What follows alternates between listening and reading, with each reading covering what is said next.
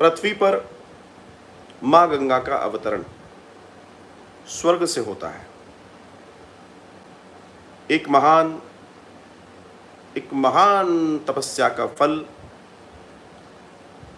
भागीरथ जी को मिलता है और वे तप करते हैं और अपने पूर्वजों के कल्याण के लिए माँ गंगा को स्वर्ग से पृथ्वी पर लाते हैं।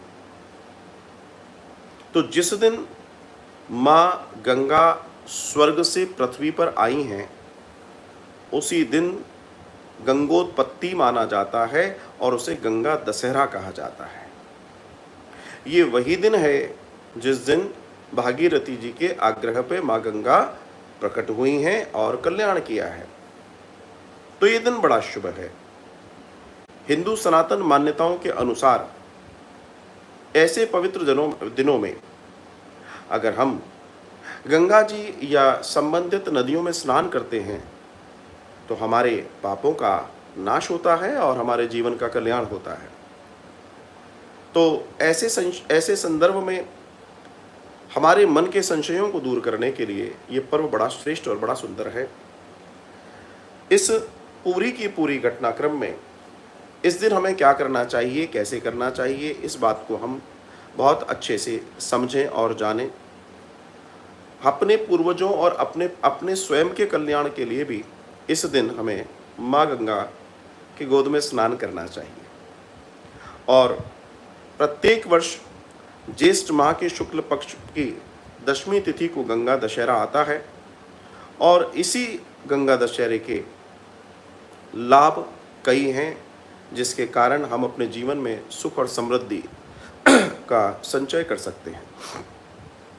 गंगा दशहरा, गंगा में स्नान या संबंधित नदियों में, पवित्र नदियों में स्नान करने का एक महान दर्शन है और ये दिन बहुत बड़ा दर्शन है जिस दिन हम दान करते हैं।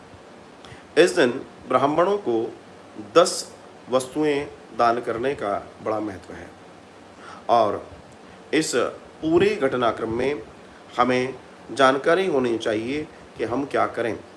तो जो भी लोग गंगा दशहरे के दिन गंगा पूजन कर रहे हैं, आपको सुबह से लेकर रात्रि तक क्या करना है इस पर चर्चा कर लें। सबसे पहले कोशिश करें कि इस दिन आप व्रत रखें। प्रातःकाल जब आप उठते हैं, नित्य शौच करने के बाद आपको चाहिए कि आप स्नान जब करने लगें तब आप क्या करना है, आपको गंगा जी में स्नान करना है। अब जरूरी नहीं है कि प्रत्येक घर में गंगा जी हो या आप प्रत्येक घर का व्यक्ति श्री गंगा जी तक जा सके। तो करना क्या है, जो हमने कई बार जाना है कि आपको बाल्टी, जो बकेट है जिसमें आप नहाने वाले हैं, जिससे उसमें आप गंगा जल डाल लें। पानी बाद में डाला जाएगा, पहले गंगा जल डाला जाएगा, उसके बाद जो रेस्ट जल है वो डाला जाएगा। तो गंगा जल आप जितना डालना चाहे, 1 चम्मच, 2 चम्मच, 1 ढक्कन, 10 ढक्कन, जो आपकी श्रद्धा हो, आप वो काम करें और उसके बाद फिर उसमें जल डालकर स्नान करें। तो पहला तो आपका दर्शन ये है, आपका गंगा स्नान हो गया। इसके बाद नित्य पूजा कर्म करें और पूजा कर्म करने में आप पूर्ण रूपेण अपने आप को तैयार करें। इस दिन आपके जीवन में बहुत सारी ऐसी चीज़ें हैं जिसमें आपको अपने जीवन को आज दान कर्म से जोड़ना है और ऐसा दान आपके जीवन को बहुत बहुत लाभकारी बनाने वाला है। जिन ब्राह्मणों को आप दान देने वाले हैं, दान के साथ आपको दक्षिणा भी देना है। मंदिरों में, मठों में, जहां आपकी श्रद्धा हो, जहां आप कर सकते हैं, आपको करना है। तो ऐसी मान्यता है कि इस दिन पुण्य करने से सभी संकटों का, सभी पापों का छुटकारा हमें मिल जाता है। कई सारे बिगड़े काम बन जाते हैं और अपने आप जीवन सरल होने लगता है। तो इस दिन हमको क्या करना होता है, इस दिन जिन 10 दानों को देने की बात कही गई है, उस दिन आप पहला दान है जल का दान। आप गंगा दशहरे के दिन जल का दान अवश्य करें।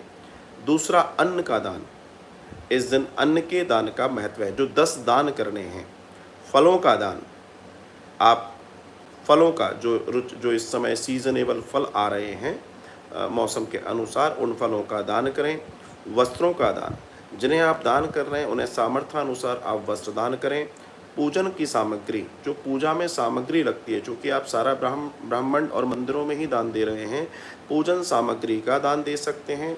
सुहाग की सामग्री, जो सुहाग का सौंदर्य का माताओं का सामग्री होती है, उसे भी आप जो है दान दे सकते हैं। इस दिन नमक का दान भी दिया जाता है, आप चाहें तो नमक का दान भी इस दिन दे सकते हैं।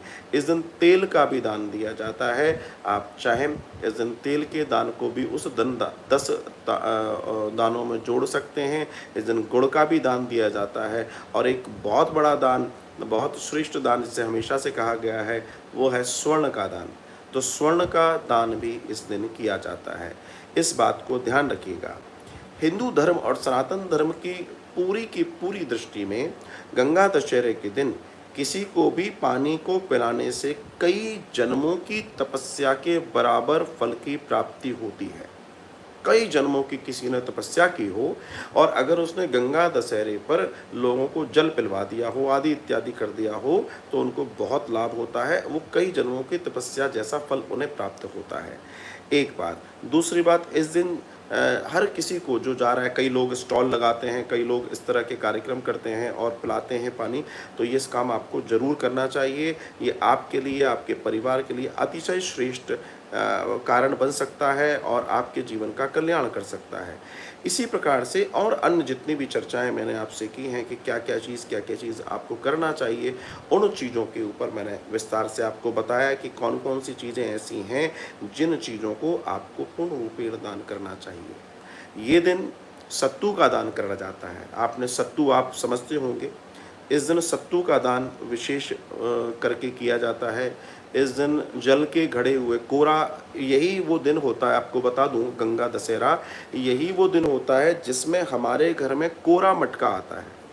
जो मटका होता है मिट्टी का, तो प्राचीन मान्यता के अनुसार कि जब हम गंगा दशहरे पर कोरे मटके में जल भरकर किसी ब्राह्मण मंदिर को जब दान करते हैं, तो उस दान के बाद ही आपके घर नया जो है घड़ा आएगा, फिर आप उसमें जल पिएंगे। तो इस बात को भी आपको समझना चाहिए, ये ज़रूरी है। इस दिन पंखे का दान किया जाता है। अब आपका जैसा सामर्थ्य हो वैसे पंखे का दान आप करते हैं। इस दिन आप छाते का दान कर सकते हैं। छाते का दान बड़ा महत्वपूर्ण है। आपको मालूम है इस समय गर्मी कैसी पड़ रही है, तो इसको छत्र दान कहा गया है, ये आप कर सकते हैं। शीतल पेय का, अब आज मॉडर्न ज़माना है, आप चाहें तो थर्मोस्टेट वाली बॉटल्स आ गई हैं, आप किसी को वो बॉटल्स दान कर सकते हैं। आप ऐसे वस्त्र दान कर सकते हैं, कैप चलते जो लोग हैं उनको। सो ऐसी बहुत सारी चीज़ों को आप अपने जीवन को जोड़कर देखें और उसके साथ इन दानों से जुड़ें। अगर आप ये दान विशेष तौर पर गंगा दशहरा पर करते हैं, तो आप ये तय मान के चलिए कि आपके जीवन को बहुत पुण्य फल मिलने वाला है, क्योंकि इस पूरे के पूरे घटनाक्रम में हम और आप अपने जीवन को श्रेष्ठ कर बनाते हैं।